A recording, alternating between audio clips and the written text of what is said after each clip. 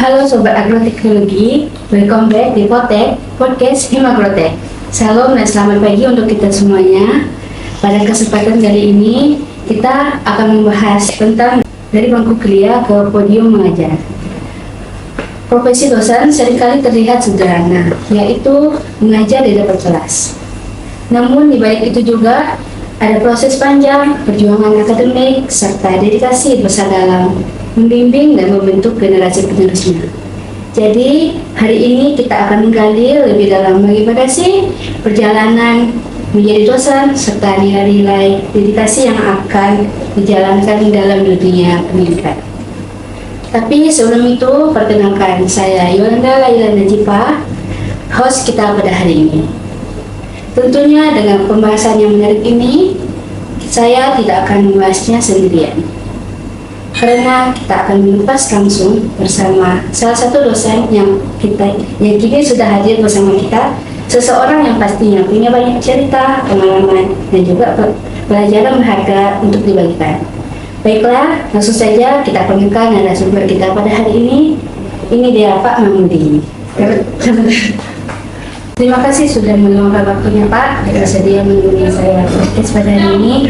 Sebelum kita lebih lanjut, sebaiknya kita mendengarkan Pak Mahmudi perkenalan secara singkat. Baik, Assalamualaikum warahmatullahi wabarakatuh. Selamat siang Mbak Yola. Ya.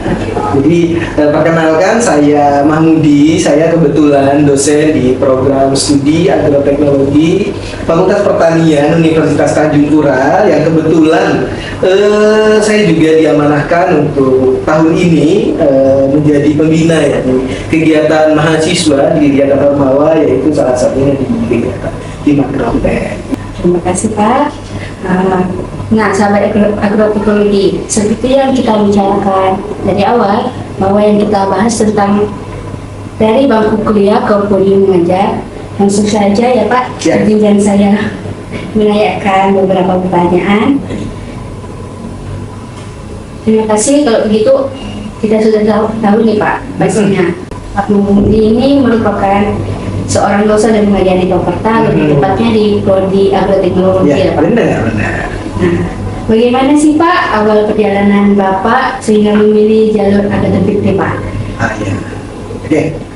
Kalau dibilang awal perjalanan karir ya, di dunia akademisi untuk pekerjaan gitu ya, tentu nomor satu itu studi lanjut. Cuman kalau pengalaman dari awal untuk menjadi seorang dosen itu sepertinya bukan mimpi utama gitu ya.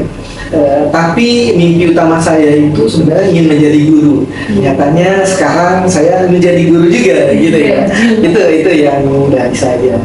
Jadi memang dulu sempat ya, kalau bercerita tentang pengalaman untuk menjadi akademisi, sempat saya itu pernah karena saya ini awalnya ingin jadi guru lalu kuliah pertanian, pernah merasa salah tempat gitu. Cita-cita saya ini pengen jadi guru loh gitu. Nyatanya memang takdir mengatakan kamu nanti akan jadi guru di bidang pertanian gitu. Jadi setelah kuliah S1 saya melanjutkan lagi. S1-nya kebetulan saya di Fakultas Pertanian juga, di Prodi Agroteknologi ya, di Fakultas Pertanian Universitas Tanjung Pura. Dan jeda setahun setelah itu saya melanjutkan pendidikan di S2 Agroteknologi juga, kebetulan di setelah itu barulah awal karir di dunia akademisi. Saya menjadi dosen di salah satu kampus swasta di Kota Pontianak begitu. Dan setelah itu saya melanjutkan pindah home base ya.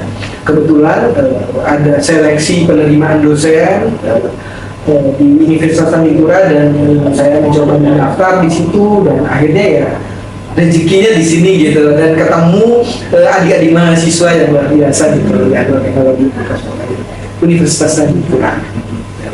Berarti awalnya pengen jadi guru malah jadi dosen. Iya, jadi guru juga tapi di dunia pendidikan tinggi. Iya.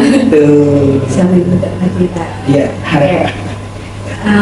Dalam proses menempuh pendidikan hingga memenuhi kualifikasi menjadi dosen, tantangan apa sih Pak yang paling berkesan atau paling berat gitu untuk Bapak? Jadi itu sebenarnya kalau tantangan gitu ya, tantangan itu bagi kita ya, kalau anak muda gitu dulu ya. Ya kalau sekarang saya bukan anak muda lagi ya, sudah mulai menginjak ke dunia dewasa gitu ya. Jadi anak muda itu tantangannya itu adalah konsistensi sebenarnya. Kalau menurut saya, jadi ada masa kita itu penuh semangat. Contoh kecil, zaman kita kuliah S1 gitu. Ada momen kita penuh semangat ini punya nilai bagus, punya prestasi yang bagus, punya pekerjaan yang bagus. Namun ada di satu posisi dalam kondisi kita mungkin mahasiswa ini kan punya banyak tuntutan. Kita merasa punya banyak tuntutan tugas, punya tuntutan menyelesaikan pendidikan yang baik, punya tuntutan nanti setelah kuliah mau kemana. Akhirnya kita nanti merasa stres gitu. Itu tantangan luar biasa itu, stres itu. Dan akhirnya kalau kita tidak memiliki konsistensi yang kuat dalam menghadapi hal itu tuh kadang kita akan kalah dengan kondisi itu, sehingga apa yang menjadi harapan, apa yang menjadi cita-cita kita harus konsisten untuk mengejarnya dalam kondisi apapun. Nanti strateginya bagaimana? Strateginya itu kalau saya dulu mencari hal yang menyenangkan buat saya. Jadi tugas, kalau ada tugas kuliah lagi pusing gitu, saya anggap aja tugas itu menyenangkan gitu. Dan cara mengerjakannya itulah kita variasikan, sehingga itu yang membuat nanti kita konsisten untuk mengejar sesuai dengan langkah-langkah kita dalam tahapan perkuliahan ini gitu. Tantangan yang kedua sulitnya itu ya nama kita mahasiswa ya, anak muda begitu ya, lebih senangnya tuh rebahan, lebih senangnya ngopi gitu ya. Kalau ada tugas itu ya pusing gitu ya. Terus ujung-ujungnya ada momen kita mengerjakan, deadline di akhir, kebut semalam, ya itu tantangannya gitu. Jadi memang kuncinya kalau dari pengalaman saya pribadi itu perlu konsistensi. Yang diperlukan untuk melewati dalam menempuh pendidikan itu konsisten ya. Perlu konsistensi itu artinya begini, sebelum kita kuliah, sebelum kita melakukan sesuatu tentu kita sudah punya tujuan, dan untuk mencapai tujuan itu tentu kita itu perlu mengatur strategi, langkah-langkah apa yang perlu kita lakukan. Contoh kecil deh, dalam mau kuliah S1 begitu contohnya. Jadi saya setelah lulus S1 saya mau bekerja di A, atau saya ingin menempuh S1 dalam jangka waktu sekian tahun gitu ya.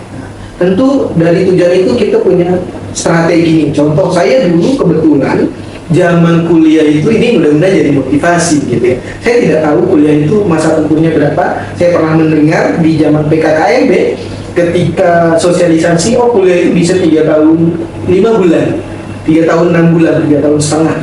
Saya punya tekad, saya nanti adalah bagian dari itu. Itu tiba-tiba saja, apa strategi saya gitu. Secara tidak tertulis saya mengatur strategi, mengerjakan tugas, kuliah tepat waktu begitu kan, tidak menggunakan jatah, tidak masuk kuliah itu hanya digunakan untuk ketika kondisi darurat, nilai harus baik, ikut organisasi untuk membangun pola pikir, terus ikut kompetisi untuk membangun jaringan, membangun pola pikir yang lebih kritis.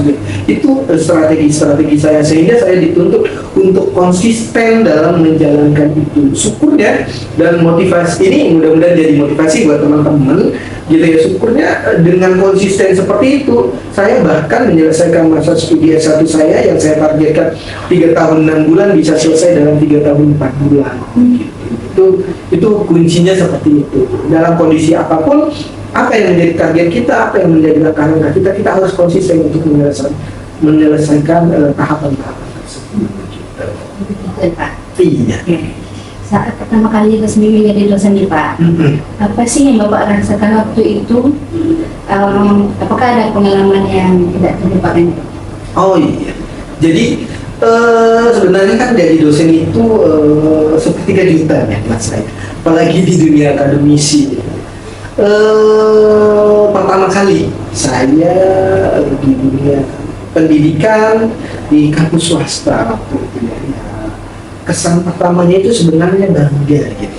Bangganya adalah saya ini adalah putra daerah yang dibesarkan di daerah, yang di kota pun mungkin bisa dikatakan mulai hidup di kota itu sejak berkuliah. Mulai hidup di kota Pontianak, dan itu kebanggaan kita sebagai putra daerah, ternyata kita bisa.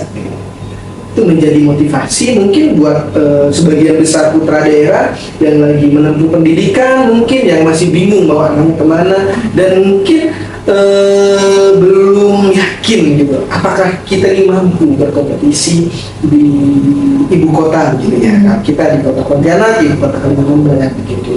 Jadi kagetnya itu adalah saya adalah alumni dari S2 yang baru lulus, langsung keterima dosen di salah satu kampus swasta yang notabene memang sih saya itu riset saya banyak di mikrobiologi, mikroba gitu, mikroba tanah, dan saya ditugaskan mengajar di bioteknologi waktu itu, sehingga memang saya harus banyak belajar lebih. Awalnya begitu, jadi 2 hari sebelum mengajar saya harus belajar siang malam, seperti kita mau ujian akhir. Jadi dalam 1 tahun pertama itu hari-hari itu berasa mau UAS gitu, kalau mahasiswa begitu ya. Jadi mau UAS itu belajar begitu ya. Jadi setiap hari saya belajar. Jadi besok mau ngajar apa? Belajar sehari semalam, buka referensi, bikin materi gitu ya. Jadi tantangan awal menjadi seorang dosen itu dalam 1 tahun pertama adalah bagi saya setiap hari itu ibaratnya UAS mahasiswa. Jadi setiap hari harus belajar, harus membaca, harus mencari referensi, harus melihat studi-studi kasus gitu. Apalagi saya yang memang notabene masih pengalaman lapang gitu ya, masih pengalaman sebagai mahasiswa, memang bukan transfer dari perusahaan atau dari kita belum bekerja di masyarakat begitu ya. Hanya pengalaman itu saya peroleh ketika saya berorganisasi di kegiatan mahasiswa, pengalaman kita peroleh dari kegiatan kompetisi ketika menjadi mahasiswa, itu menjadi bekal pengalaman kita, sehingga memang itu cukup awalnya itu membuat kita itu lumayan pusing gitu ya, kalau menurut saya, yang harus banyak belajar. Tapi kembali ya, saya setiap melakukan sesuatu tentu kalau bagi saya itu kita bikin strategi, bikin target begitu. Saya menjadi dosen, awalnya saya berpikir bahwa untuk menjadi seorang dosen yang yang baik, untuk menjadi dosen yang nantinya profesional itu tentu butuh waktu. Itu 1-2 tahun pertama itu masih tahap belajar, tahap mengevaluasi diri begitu ya. Terus untuk tahun ketiga, keempat nantinya itu tahap saya nantinya tuh improvisasi diri mungkin untuk mengembangkan diri dan memperbaiki apa yang kurang gitu, sehingga nanti dalam 5 tahun ke depan mungkin bisa mencapai apa yang kita harapkan. Ya. Selanjutnya nih Pak, banyak orang yang melihat profesi dosen ini cuma hanya sebatas mengajar di Pak. Nah, menurut Bapak, apa sih tanggung jawab dan peran penting dosen di balik layar yang mungkin belum banyak diketahui orang-orang yang lain? Oh iya, jadi menjadi dosen itu tanggung jawabnya cukup besar ternyata ya. Saya pernah berpikir dulu, saya pengen menjadi guru supaya saya bisa menjadi salah satu pendidik gitu ya, pendidik untuk generasi penerus begitu ya, yang bisa mengajar. Nyatanya menjadi dosen itu tidak hanya mengajar, memang tantangan terbesarnya itu kita ya banyak tantangan, salah satunya itu kita harus menjadi teladan bagi mahasiswa begitu. Itu di balik layarnya seperti itu ya, apa yang menjadi perilaku kita, ucapan kita, tingkah kita, bahkan cara kita menatap orang pun itu akan menjadi teladan bagi mahasiswa kita. Dalam tanggung jawab dalam pendidikan ya, kita juga tentu bertanggung jawab begitu ya untuk memberikan motivasi, memberikan ilmu terutama ya kepada mahasiswa, karena itulah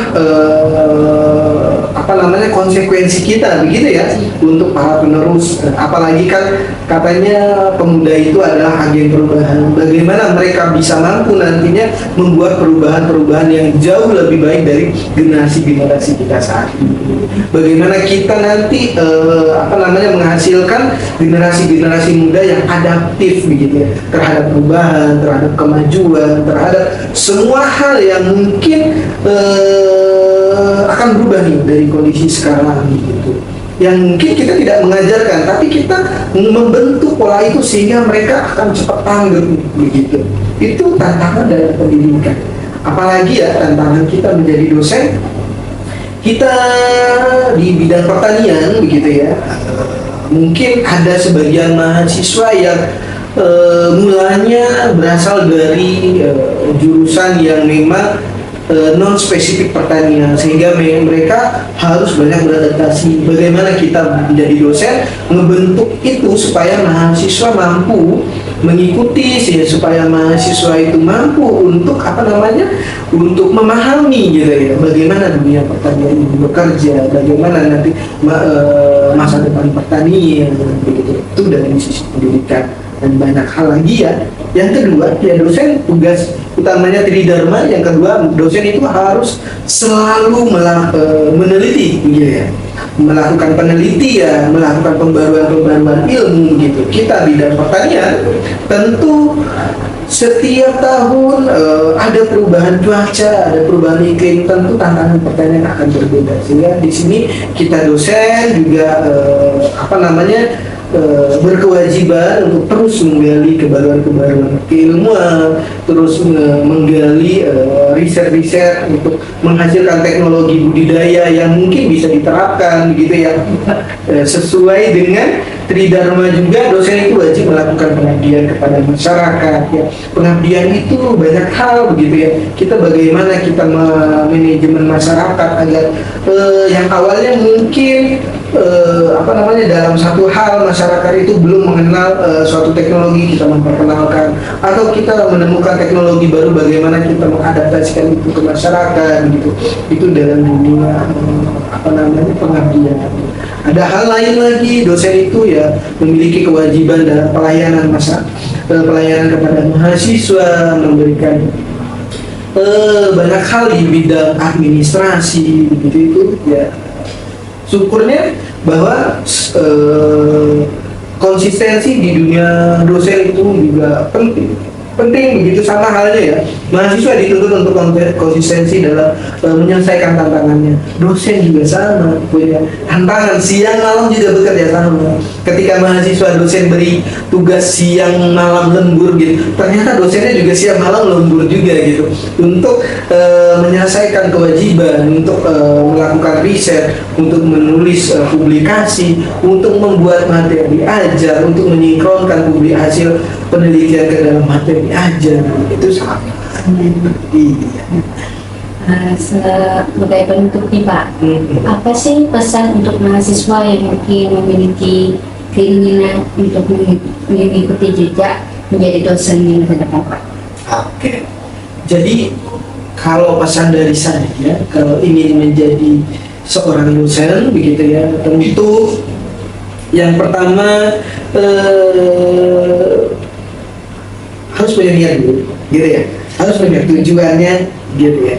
Tapi menjadi dosen itu banyak hal ya, harus siap beradaptasi dengan kemajuan ilmu, kebaruan ilmu, harus memiliki strategi bagaimana nanti ketika menjadi pendidik yang baik begitu ya, harus punya strategi itu. Yang kedua, terpenting dosen itu harus pintar menulis gitu ya. Kalau saya memang ya, kita itu tidak kalau saya pribadi tidak menutup kemungkinan begitu ya, menjadi seorang dosen memang tuntutannya menjadi pendidik, menjadi pengajar istilahnya ya, menjadi peneliti dan menjadi pengabdi masyarakat. Namun kita tidak bisa menguasai semuanya, tapi kita harus memiliki keunggulan di salah satu itu. Contoh, oh saya ini mau nanti menjadi dosen, memang tugas utamanya mengajar gitu. Tapi saya memiliki kemampuan lebih nih di bidang menulis, sehingga nanti perdalamlah kemampuan menulis itu, menulis publikasi, menulis buku, sehingga hasil tulisan itu akan menjadi dasar gitu kan dalam kita melakukan pengajaran gitu, dalam kita menyampaikan gitu, dalam menjadi dasar juga kita untuk pengabdian ke masyarakat begitu. Jadi memang harus siap nih terhadap tantangan-tantangannya begitu. Sebagaimana kita kuliah deh, cuman adaptasinya adalah kita nanti posisinya di depan, bukan di di belakang lagi gitu sih. Yang kedua, jadi dosen harus sabar aja. Sabar ya. Jadi kalau penelitiannya gagal, sabar. Kalau biaya publikasinya mahal, ya sabar. Gitu ya. Kalau mahasiswanya lama memahami materi kita, ya sabar gitu. Itu kuncinya seperti itu aja. Nikmat saja. Kuncinya sabar ya Kak. Iya, kuncinya ujung-ujungnya sabar gitu. Sebagai penutup, apa sih pesan Bapak untuk mahasiswa yang ingin memiliki keinginan untuk mengikuti jenjang menjadi dosen? Oke. Jadi untuk menjadi dosen pertama ya syarat utamanya adalah harus melanjutkan studi ke jenjang S2. Itu penting ya. Itu menjadi jembatan utama ya. Jembatan utama setelah S1 lanjut S2. Itu jembatan utama, minimal menjadi dosen harus S2 atau bisa lanjut ke S3 dulu. Itu silahkan ya. Namun hal terpenting yang perlu kita siapkan adalah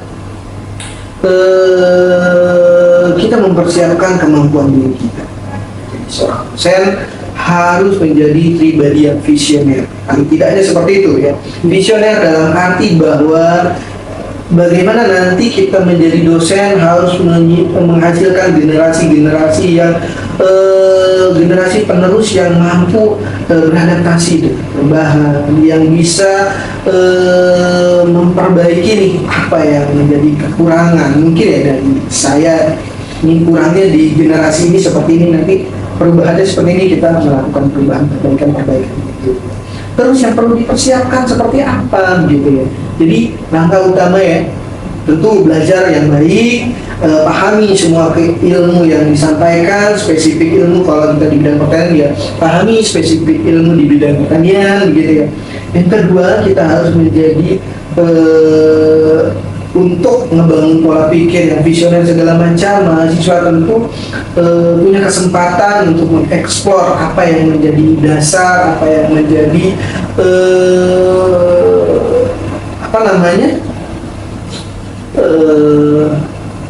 yang menjadi idealisme gitu ya. Kesempatan itu berada di mana? Berada di dalam organisasi mahasiswa. Jadi penting nggak Pak ikut organisasi untuk menyiapkan diri? Jadi menyiapkan diri untuk ke depan tidak hanya menjadi dosen gitu ya. Kita mau bekerja dimanapun sebenarnya selain kita memahami ilmu yang kita pelajari, kita juga harus terbiasa nih untuk berpikir secara visioner, mengatur strategi, begitu ya, mengelola menjadi manajemen suatu kegiatan, manajemen sumber daya manusia, begitu.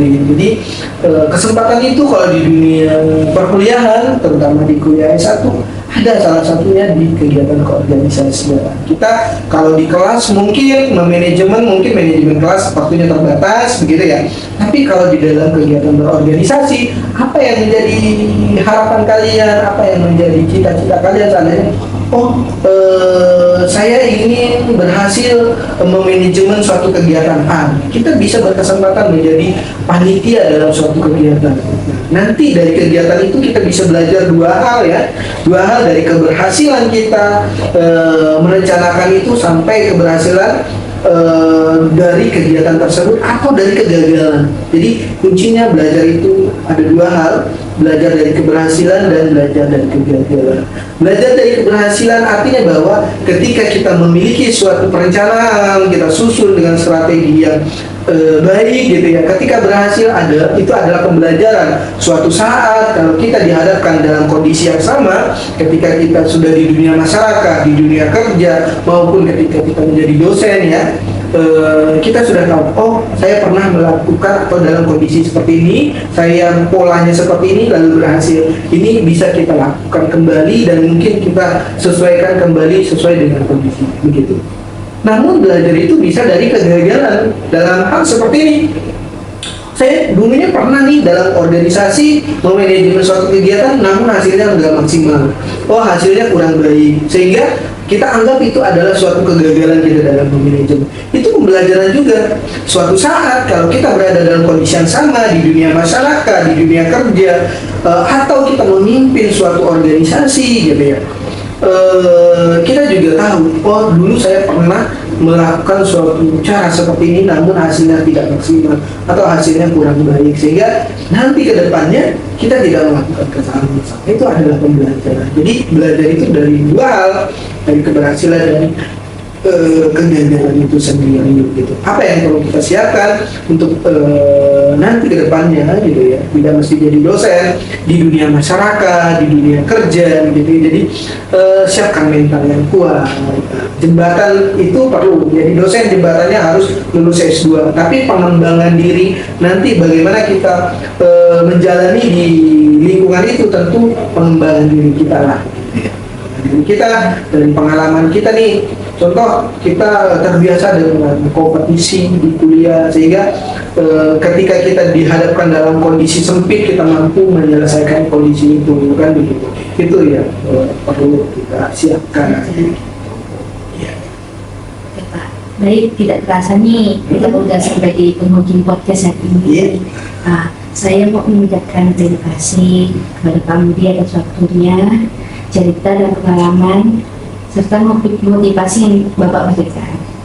Saya sebagai host juga merasa sangat beruntung nih bisa mendengarkan langsung dari pengalaman serta cerita yang Bapak sampaikan pada di podcast ini.